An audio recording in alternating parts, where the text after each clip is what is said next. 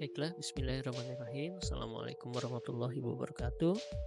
Saya akan menyampaikan ruang kolaborasi modul 1.2, nilai dan peran guru penggerak. Baiklah, anggota kelompok kami terdiri dari 4 orang, yaitu saya sendiri, Dina Arfirrahmansyah, lalu selanjutnya Ibu Nina Herlina SPD, selanjutnya Bapak Pian Firdiansah SPD, lalu Ibu Irmayati SPD. Dan ini adalah fasilitator dan pengajar praktek kami. Ada Ibu Fauziah Hayati Fajrin SPD, ada Ibu Marliawati SPD MMPD, lalu ada Ibu Murni Fatmila Sari SPD. Baik, nilai guru penggerak yang diharapkan dapat memimpin dan mengelola perubahan. Yang pertama, berpihak pada murid. Yang kedua, mandiri. Yang ketiga, reflektif. Yang keempat, kolaboratif. Yang kelima, inovatif. Selanjutnya, peran guru penggerak. Ini menjadi kompetensi yang perlu dimiliki oleh seorang pemimpin di lingkungan sekolah, yaitu bagaimana mengembangkan diri dan orang lain, memimpin pembelajaran, memimpin manajemen sekolah, serta memimpin pengembangan sekolah. Yang pertama, peran guru penggerak adalah menjadi pemimpin pembelajaran, menjadi coach bagi guru lain.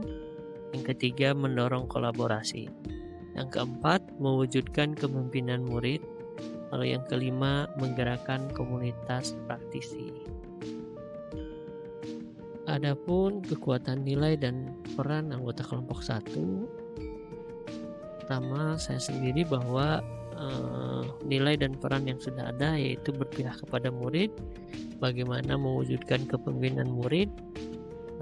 Saya merancang podcast, live platform Instagram, dan pengembangan modul P5. Lalu selanjutnya perannya menggerakkan komunitas praktisi.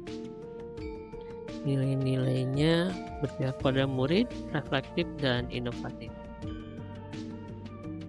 Itu kegiatan yang saya lakukan untuk mewujudkan peran tersebut.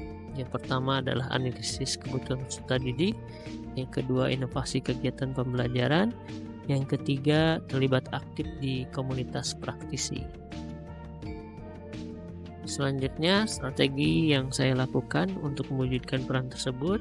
Yang pertama, berusaha konsistensi dengan perencanaan berbasis data. Yang kedua, perkuat data dan silaturahmi.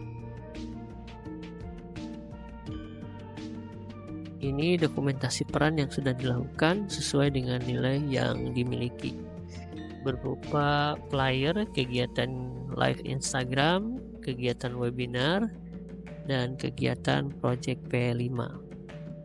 Selanjutnya rekan saya Ibu Nina Herlina SPD, nilai dan peran yang sudah ada, nilai kolaboratif dan inovatif, yaitu perannya mendorong kolaborasi.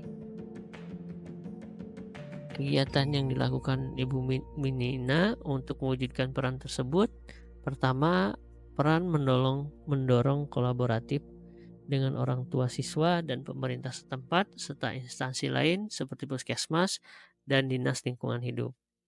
Yang kedua, nilai inovasi, pengurangan sampah atau limbah plastik. Sekolah mengeluarkan kebijakan untuk peserta didik untuk membawa peralatan ketika ke kantin. Strategi yang dilakukannya adalah membina komunikasi, pendekatan komunikasi yang baik sehingga terjalin hubungan yang baik dan rasa saling memiliki untuk tumbuhnya kepercayaan sehingga terciptanya sekolah yang nyaman, indah, yang terbebas dari sampah. Dan ini adalah dokumentasi peran yang sudah dilakukan sesuai dengan nilai yang dimiliki.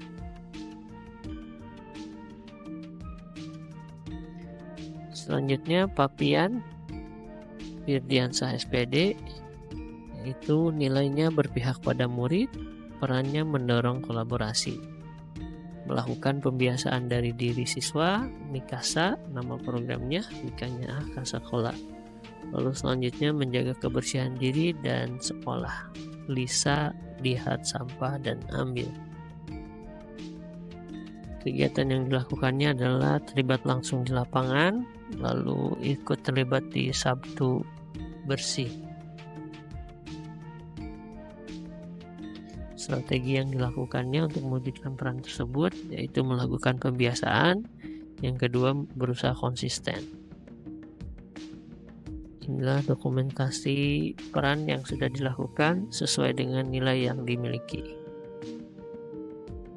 Selanjutnya, Ibu Irmayanti SPD, nilainya adalah mandiri, kolaboratif, reflektif.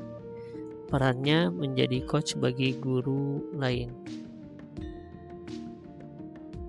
Kegiatan yang dilakukan untuk mewujudkan peran tersebut: 1. Terlibat aktif dalam pengembangan guru di sekolah. Yang kedua, narasumber webinar di MGMP IPA. Lalu yang ketiga, aktif di platform Merdeka Mengajar. Selanjutnya, strategi yang dilakukan untuk mewujudkan perannya adalah bagaimana menumbuhkan motivasi dari dalam, intrinsik. Lalu yang kedua, semangat maju bersama. Ini dokumentasi peran yang sudah dilakukan sesuai dengan nilai yang dimiliki.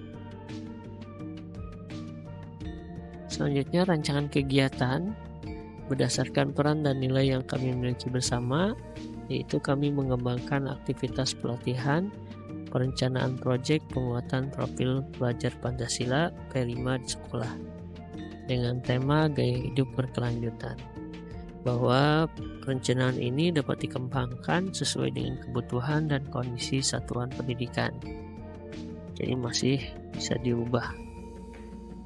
Perannya adalah mendorong kolaborasi, nilainya kolaboratif. Tahapan kegiatan pertama, tahap awal, kita berkoordinasi dengan atasan, kepala sekolah, dan wakil kepala sekolah urusan kurikulum terkait perizinan, anggaran, kesepakatan time schedule, dan yang lainnya.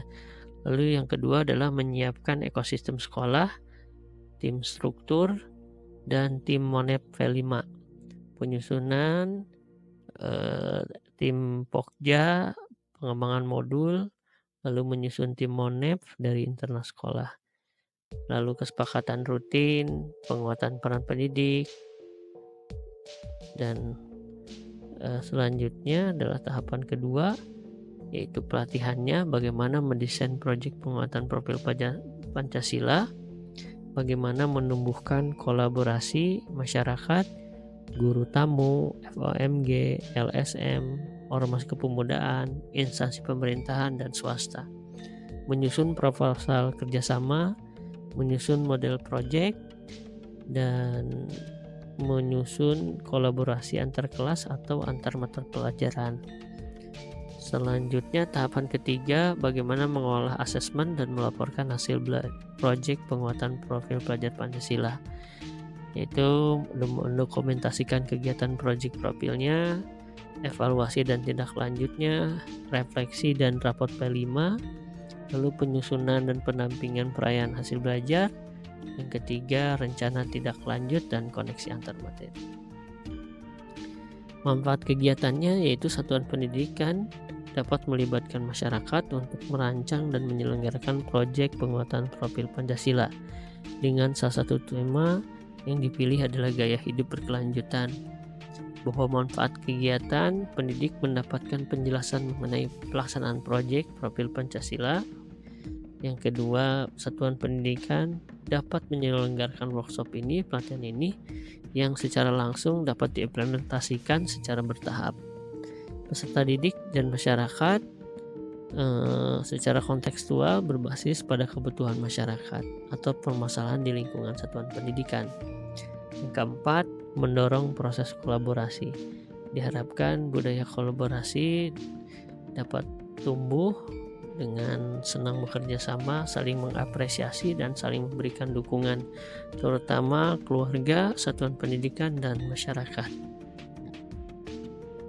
Demikian, terima kasih dari kelompok 1 TGP Angkatan 10 Kabupaten Subang. Assalamualaikum warahmatullahi wabarakatuh.